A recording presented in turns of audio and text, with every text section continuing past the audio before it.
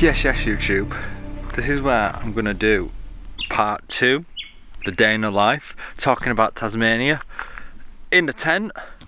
I'm clearly not in Tasmania, but before we get into that, let's have a look at tonight's camp spot.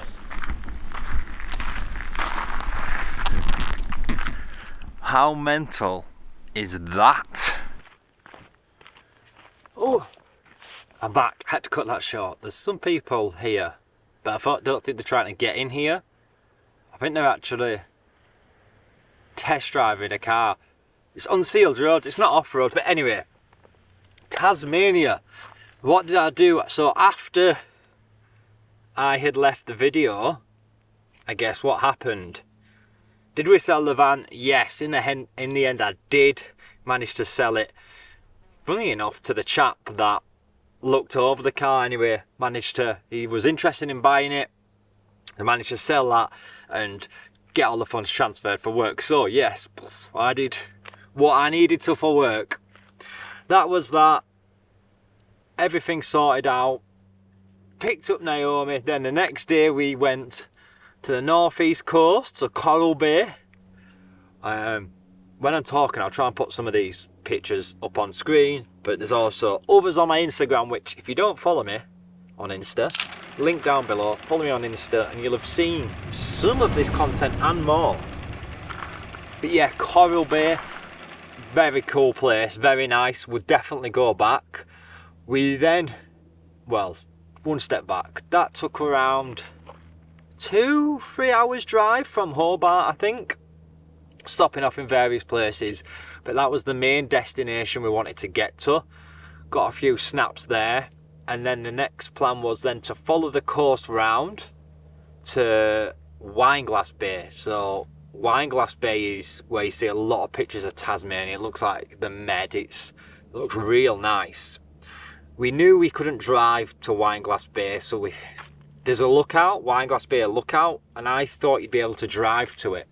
Unfortunately you can't, it's all walking tracks up to there, so we drove around into the national park that's in that area, and then decided, well, we already knew we wasn't ready for a hike. We didn't really have the clothing for a hike because it was quite cold.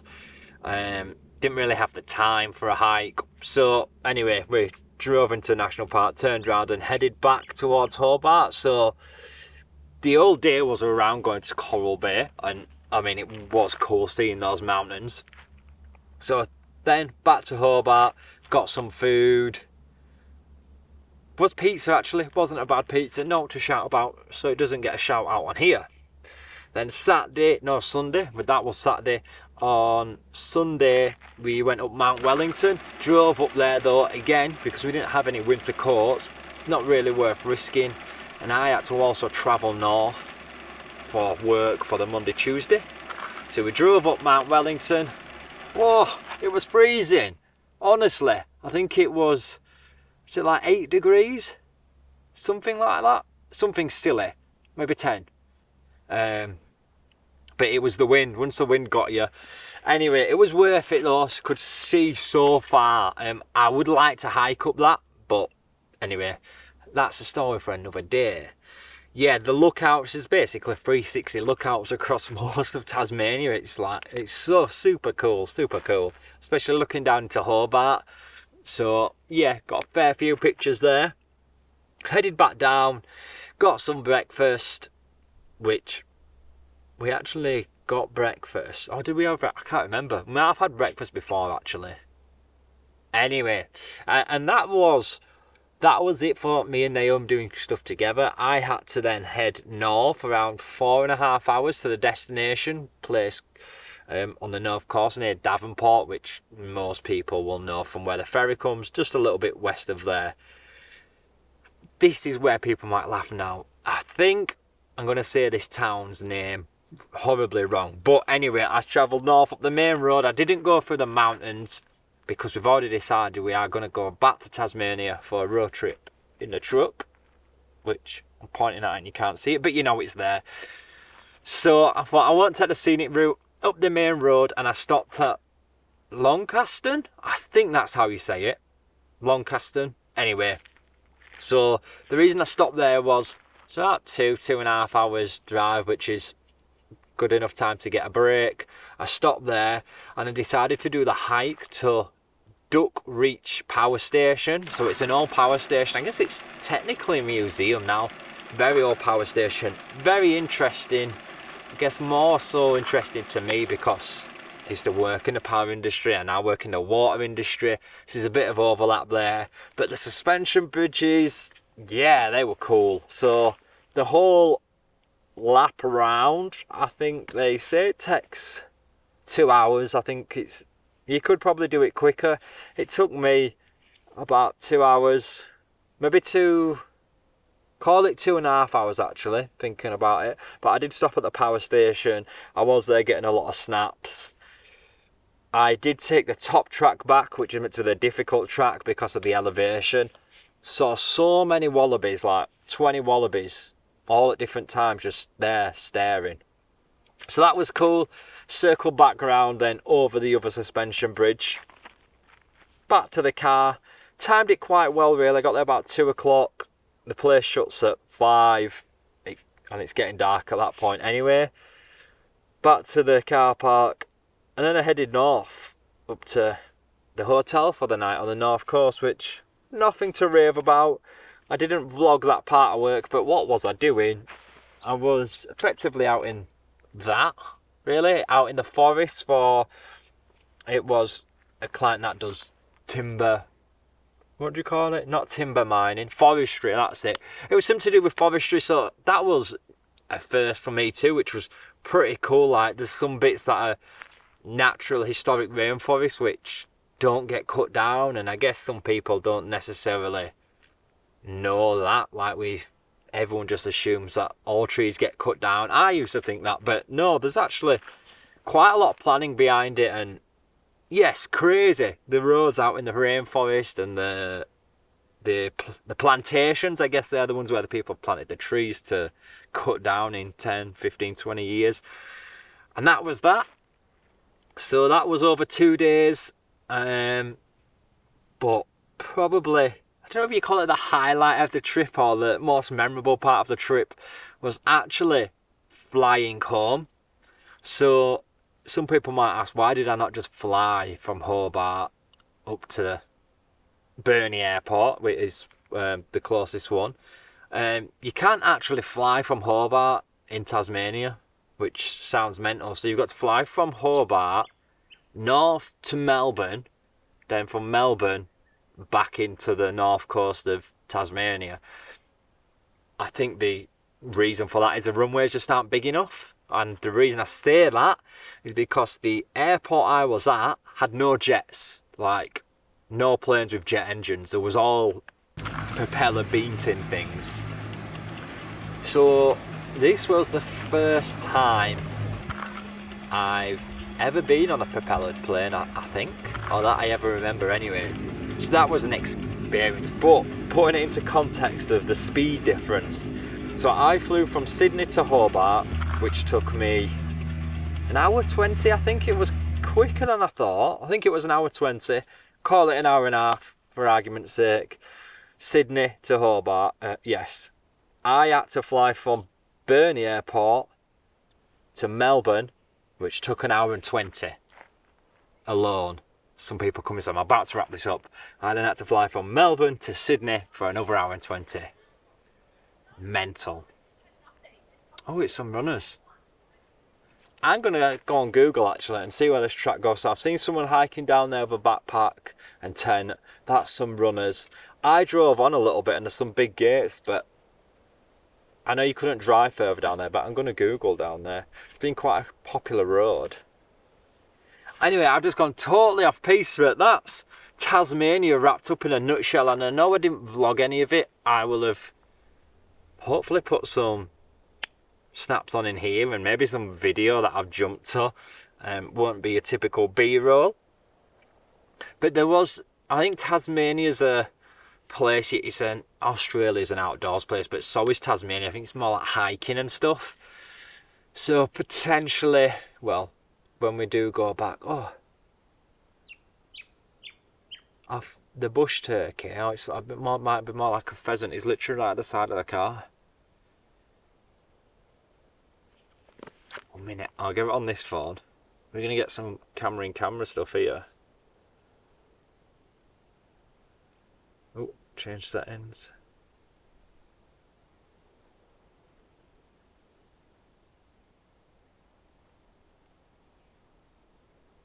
You can just about see the silhouette of it, and it's run across now. Anyway, yeah, back to Tasmania. I would say only do it in summer, because it can get cold. Won't be this summer for us. I mean, spring or in autumn might not be bad, but I know it gets wet, especially to the north. The northwest, I believe, very wet. So that's going to be a road trip in the making, and that would be from driving from Sydney all down the coast, ferry from Melbourne, whip round Tassie, and then back to mainland, and then maybe a different way back up, maybe just a highway, because it will be time dependent. But yeah, Tassie's a cool little place. I think I've got some pretty good shots, some that I would say are bangers to me. Some people might not think that. Anyway, if you do think they are bangers, let me know, or go into my Instagram, like, comment, and let me know what you think. What I'm going to do now is I'm going to go into the fridge, get out some food, probably read part of my Gotti book, which I was reading in Tasmania. You'll know if you was on the TikTok live. Have some water, have some food again, and then tonight is the Sea Eagles, and as crazy as it sounds, there's 3 bars of 5G here, and none literally down there. So we might be able to stream on KO the game tonight as I watch the sun go down. Actually, no, the sun will be down because it's a 8 PM kickoff. And then there, that'll be me. What I'm going to try and do is, I'll just give you all a quick B-roll of that whole thing I've just said I'm going to do. And if I've got any other time in my hands, I'm going to plan the next trip and next vlog, which I won't tell you about because that's a surprise. And if you are interested in that, and you're interested in seeing more views and camp spots like this, which will likely be coming on in the future, like and subscribe to this YouTube channel. And yeah, I've got no more words to say. The view says it all.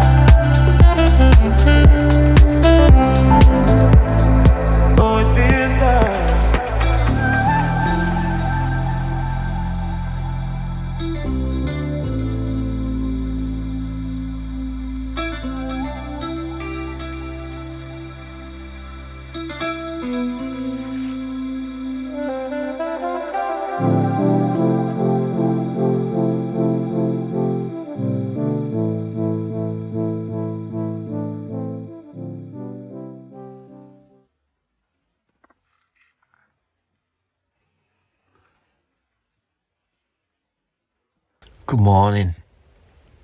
I'm up, woke up about 5:30. Well, at first I got woken up at 3:45 with people running past. Went back to sleep. It was chilly in the night, but I did get a bit warm, so anyway, But hoodie is definitely back on, but I'm just going to sit here and enjoy this. It's just so quiet. You can hear just the birds and stuff just waking up, but oh yeah, definitely my best spot so far in Australia, because the fact that there's nobody here, just me. Amazing. Love it. I have just been sat on the chair having my breakfast, listening to the birds, which you might still be able to hear. I'm going to keep this short and sweet because I've just been taking in the moment, but there's some good lighting, so I thought I'll just jump on here really quick. But this is to wrap up the trip.